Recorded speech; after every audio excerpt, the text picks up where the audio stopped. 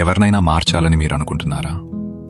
అయితే ఒక్కటి గుర్తుంచుకోండి, ఎదుటివారిని మార్చే ప్రయత్నంలో మీ ప్రశాంతతను మాత్రం పణంగా పెట్టకండి. మీరొక విషయాన్ని గమనించాలి, దేనికి ఎఫెక్ట్ అవ్వకుండా ఒక సాక్షిలా అబ్జర్వర్ ఉండటం నేర్చుకోవాలి. ఒకవేళ మీరు ఎవరినైనా మార్చగలరని మీకు అనిపిస్తే ప్రయత్నించండి, కానీ ఆ మార్పు కోసం చేసే పోరాటంలో మీ మనశ్శాంతి దూరం అవుతుందంటే ఇక ఆ ప్రయత్నంలో అర్థమే లేదు, అది అనవసరం. మనశ్శాంతి అనేది వేరే వాళ్ళ దగ్గర నుండి రాదు, అది బయట ఎక్కడో దొరికే వస్తువు కాదు.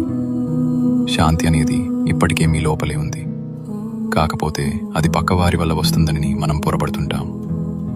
పక్కవారి ప్రవర్తన మీదో బయట పరిస్థితుల మీదో మీ శాంతి ఆధారపడి ఉండకూడదు. ఆ నిశ్శబ్దాన్ని మీలోనే వెతుక్కోండి, మీలోనే ఆవిష్కరించుకోండి. Discover within you. ఎప్పుడైతే మీరు మీ లోపలికి ప్రయాణిస్తారో అప్పుడు బయట ఏ గొడవ జరిగినా మీరు కదలరు.